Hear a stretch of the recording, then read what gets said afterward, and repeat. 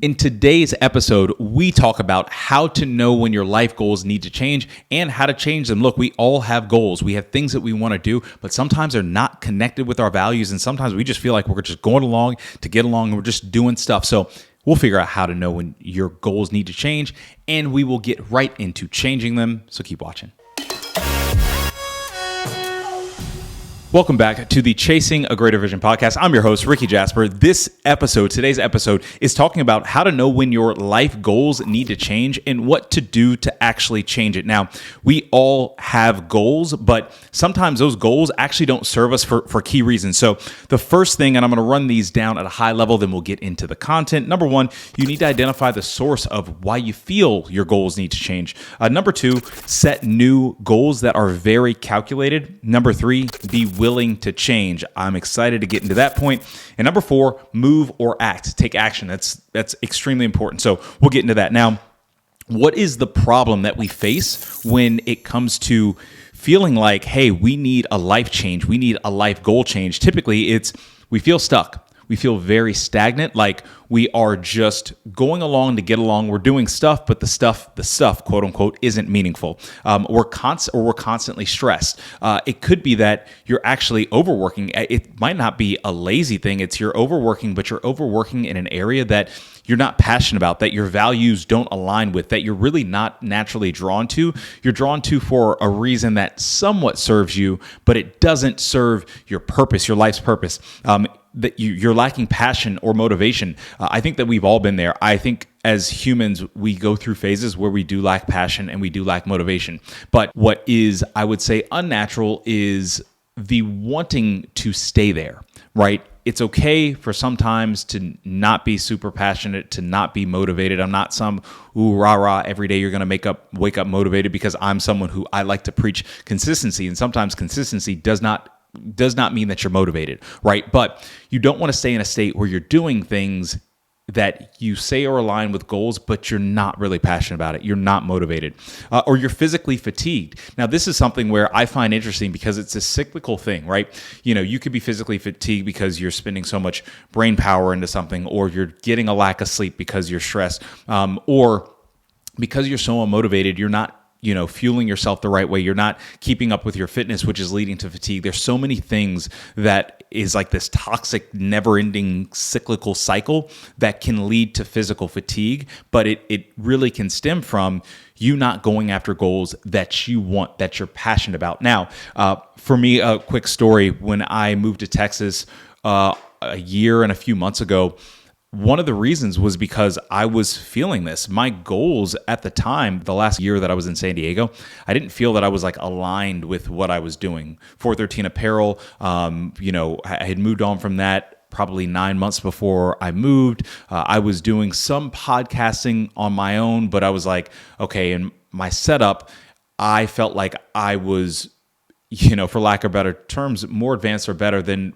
how I was presenting myself. And I wanted to present myself in a better way, but I couldn't do that with where I was at, right? So there was areas where I really felt stuck. I felt stagnant, and I was ready to move and ready to reallocate, my goals or rethink my goals through. So, how I did that was very easy. 4 easy things that I'm going to get through today in our tips and tricks segment. Number one, identified the source. So I had to identify the source of what this was coming from. And it was reality for me was I just didn't align with where I geographically was at, where my space was at. So I felt stressed. I felt stuck, right? There's been times where I've been in jobs, and I'll speak on this one job where it was a great job. The people were great there. But what I was tasked to do was I was working in cybersecurity, and I was doing more development work for cybersecurity. Now, if you know me, I'm a business analyst. I'm a business analyst lead. I don't typically love doing development work, but because there was a lot of development work that was there,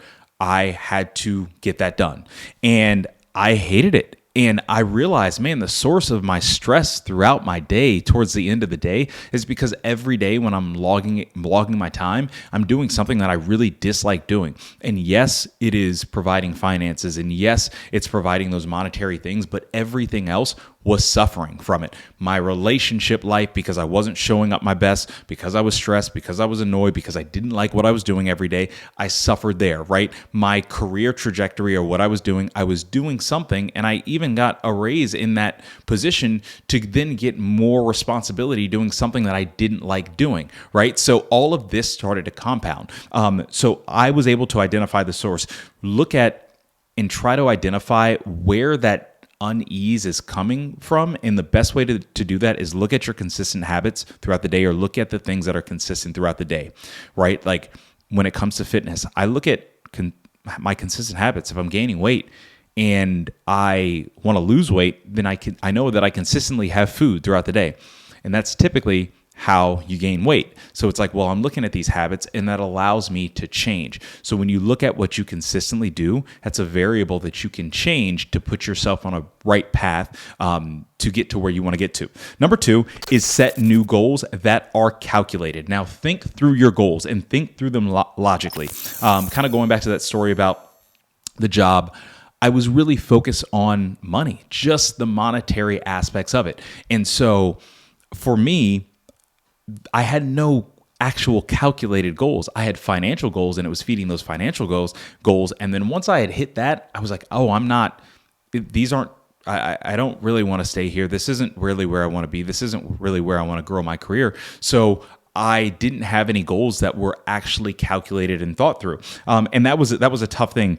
The one thing that I will say that is so important when it comes to setting goals is align your goals with value. This word alignment is something where in 2024, I would almost say has become my word of the year. I know my word of the year, going into it was focus, but it really has almost morphed into alignment, because anything that I do now, it has to be aligned with what I'm passionate about. It has to be aligned with what, I want to do, and it has to be aligned with my goals.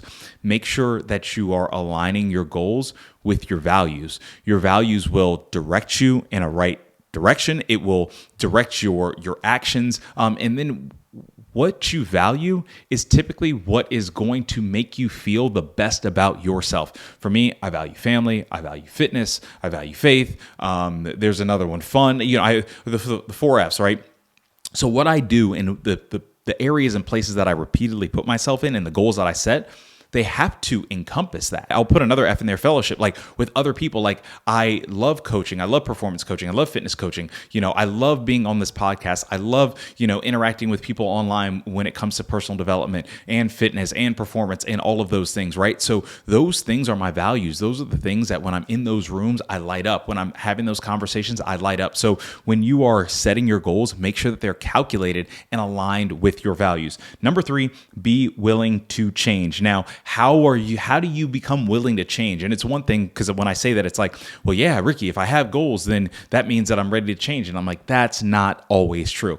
There's a lot of goals that people have that you're just not willing to change yet. This is a goal. I'll get to it someday. How to be willing to change for me has always been weighing the cost benefit, or weighing, what I can receive in return for what I'm giving up. And this is kind of the key thing. So you have to get excited for what you could have, because sometimes you don't know what you're going to receive. You don't know what opportunities are going to happen because of this. When Mason and I started working together and doing this podcast, we thought, hey, in 2023, we're going to build a foundation for the podcast. Don't care about views. We're just really not going to care about the views and so on and so forth. We're going to just refine our process. And then what we're going to focus on in 2024 is having some type of offering, some type of, one-on-one interaction where we can really meet you all where you're at, where we can have some type of course, something. And it wasn't until the end of 2023 that we were like, oh, let's create a course. Let's do, let's step into some performance coaching, some fitness coaching. Let's really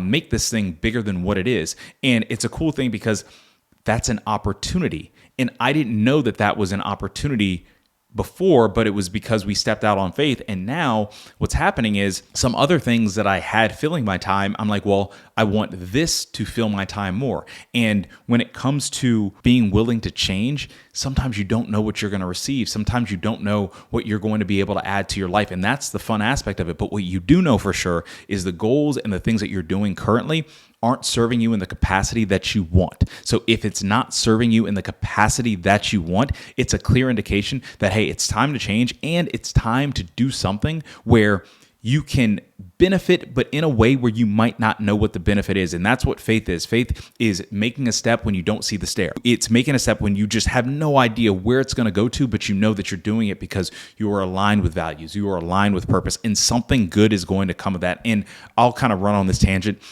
It's not that everything that happens as a result is going to feel good. And it's more of you're moving in a right direction. And sometimes when you move in a right direction, you're going to trip, you're going to fall, but you're going in the right direction. And that's okay. And number 4 and last, move and act. You can't overanalyze something that you can't see yet. I am a classic overthinker. I overthink everything. I think of all the variables.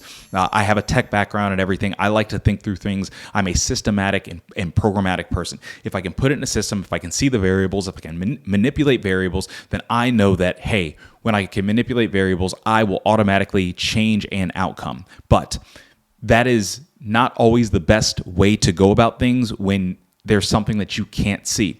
So for me, when it comes to taking action on something, now I automatically act when I'm, unsure, indecisive, but I wasn't always that because I would overthink. And when I would overthink, it would cause me some anxiety because anxiety is, okay, I am so far bogged down in thought in the future that I'm too anxious to even make a move. Now it's like, okay, I'm not really going to overanalyze because I don't know what the future holds, but I know if I'm pushing in a direction that I want to go in, I'm just going to try it and see what's what.